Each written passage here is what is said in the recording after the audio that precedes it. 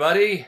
Hey there, my name is Ray, and I would like to just take a couple minutes of your time and share with you what I've learned about social media in business. Alrighty, now that I've got your attention, let's talk about the big players in social media. No, not this one. Specifically, Twitter and Facebook. I'll be talking about this in a business context, of course. If you're looking for tips on how to find a date or connect with an old boyfriend or girlfriend, this is not the presentation for you. Now, I won't spend too much time talking about why social media is so important. Hopefully that's pretty self-evident by now. Social media is here to stay, and it's a key tool in our business communications. Even Primera has crafted their new iHub to have a social media look and feel. I also assume that you're somewhat familiar with Twitter and Facebook. Customers are already on social media. You need to be there too and know how to make it work for you. Social media has evolved, and it's all about communication and letting people know about you and your business or your skills. Business started with websites, moved to blogs, and now we've grown to social media, which provides a sense of community in cyberspace. So, when Primera, for example, has a presence on Facebook, they are perceived as a member of a community and therefore provides a more personal interaction than just an ad on the TV or radio. Alrighty then, so real quickly, what are we going to talk about today? Number one, how do you know who to follow on Twitter? Secondly, we'll touch on how do you craft tweets so that others want to retweet them. And thirdly, we'll talk briefly about how you build an audience for Facebook. The biggest advantage for a business on social media is the power of going viral. It's an extremely powerful way to get a message out. Ultimately, the goal of social media is to direct traffic to the company's website or blog. Alright, so how do we craft tweets that are follow-worthy? For business, you should focus your tweets on three specific areas: sales and marketing, company information, and general information about your product. Tweet about upcoming events, time box sales, etc. Talk about your website specials or product launches. Tweet pictures of your products. Talk about what your associates are doing. Perhaps they are helping the community in some way. Provide product tips.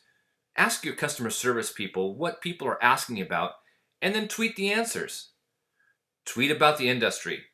So for Primera, healthcare reform would be a good tweet topic. And ask questions. It's a great way to interact with your community. So, who should you follow on Twitter? Come close and I'll tell you a few secrets. Whoa, not that close. Dude, you're in my personal space. Alright, that's better. Alright, here you go. First, use the Twitter search field. That seems like a no-brainer, but people sometimes forget it. Second, click on the Who to Follow link. View suggestions and browse interests, such as healthcare or project management. Thirdly, you should follow staff, clients, customers, colleagues, vendors, social influencers, and competitors. Viewing what competitors are doing keeps you in the loop competitively. Use the @mentions. This will tell you when people are talking about you, and then you can respond if appropriate. So the next logical question is, how do you get people to follow you and your business? Well, first, include your Twitter URL everywhere, just like you would your website or email address. Also, write about your Twitter feed in other areas. Blog about it. Get retweeted by simply writing fantastic, compelling tweets. That way people will want to retweet you. Well, how do you do that, you might ask? Well, you write in a headline style and include valuable knowledge like breaking news or links to how-tos and free stuff. Everybody loves free stuff. And language is important too. And include a call to action such as help me or vote for or simply please retweet this. Believe it or not, just by simply asking people to please retweet, you are 6 times more likely to be retweeted. And always keep your posts way under 140 characters. Alright then, so what about Facebook? How can we expand our reach on Facebook for a business?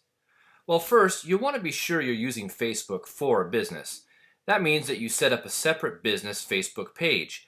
Do not merge your personal Facebook with a business page. When you post business-related topics, be sure to post as your business page and not as your personal account. That way, when people see your post and click on your name, they will be brought immediately to your business Facebook page and not to your personal account. Secondly, how do you build an audience on Facebook? Well, first, all your marketing materials should have your Facebook URL on it, just like we talked about for Twitter. Secondly, make sure you like other related pages and ask other businesses to like your page and display their likes on their Facebook page.